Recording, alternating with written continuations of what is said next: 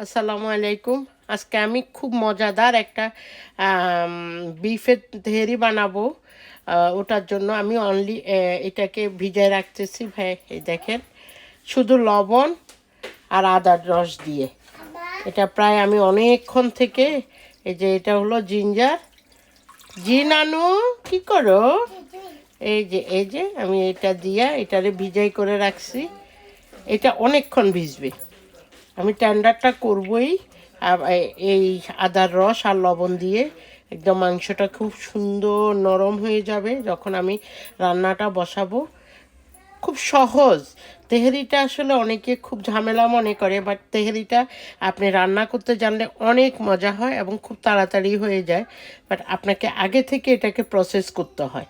তা আমি এখন এটাকে এইভাবে ভিজায় রাখছি প্রায় অলমোস্ট হাফ অ্যান আওয়ার না, অলমোস্ট 1 ঘন্টাই লাগবে এটা। তারপরে আমি এটারে দিয়ে এটারে ভিজায় রাখতেছি। আমি স্লিপ পেপার দিয়ে এটাকে দেখেন রাখিয়ে দিলাম। 1 ঘন্টা পর আপনাদের সাথে আমার আবার কথা হবে। এই 1 ঘন্টা এটা ভিজতে থাকুক। আমি এটা এখন আমি ওই যে লবণ দিয়ে আদা দিয়ে যে ভিজায় রাখছিলাম, এখন আমি আস্তে আস্তে মশলাগুলি দিব। যে এটা হলো রসুন বাটা। এই যে রসুন বাটা আমি এখানে 2 চামচ দিলাম। এটা হলো আদা বাটা 1.5 চামচ দিছি, বিকজ অলরেডি আদা দিয়ে আমি এটা ভিজাই রাখছি।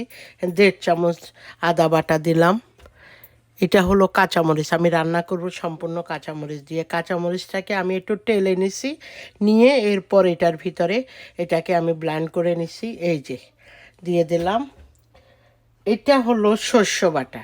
মেইন যেটা আমি করি, আমি জানি না অন্য কেউ করে কিনা, আমি করি সেটা হলো আমি শস্য বাটা দিই।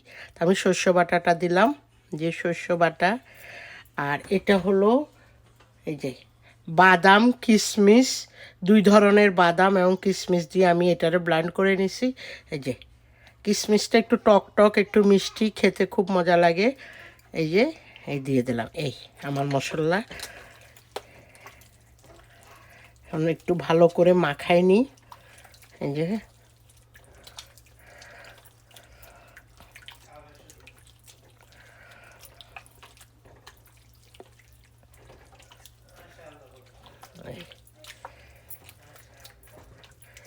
এটাও আমি 20 মিনিট আবার একটু ভিজাবো কেন? যে মশলাটা, যেই সব মশলাগুলো এটার ভিতরে যেন ঢুকে যায় এবং খেতে খুব মজা লাগে। আপনারা দেখেন, একদম রেগুলার বাসায় যেই আছে ওগুলি দিয়ে রান্না বসায় দিতেছি। তেল দিতেছি, রেগুলার তেল। বাট আমি অলওয়েজ ওমেগা 3 খাই। আমি সাধারণত রেগুলার তেলটা খাই না। এখানে একটা ওমেগা 3 পাওয়া যায়, হার্টের জন্য, ইয়ের জন্য খুব ভালো, ওটাই খাই। এই আমার তেলটা আর ঘি তেল মেবি হাফ কাপ দিলাম। এরপরে এখানে আমি পেঁয়াজগুলো একটু ভুনা করে নেব। এরপর আমি এটার সাথে একটু এই যে বড় এলাচি, এটা হলো জয়ফল, দারচিনি, কাবাব চিনি, জয়ত্রী এবং এলাচি যে দিয়ে দিলাম। তারপরে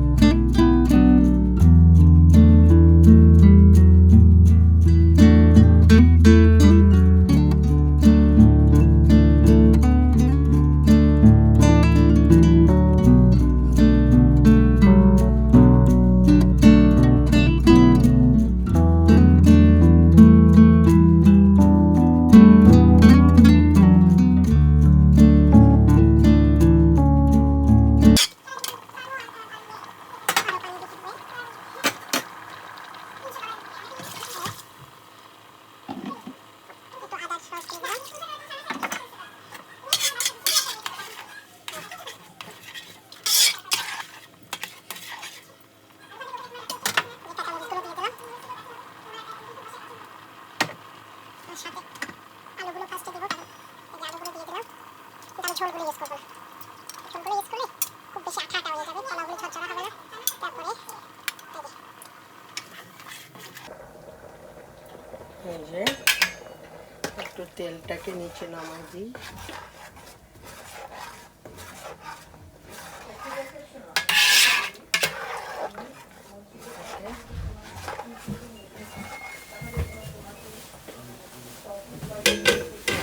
দিয়ে দিতেছি। এই যে আমার তেহরিটা হয়ে গেছে, এখন আমি ইয়েতে নিয়ে নেব।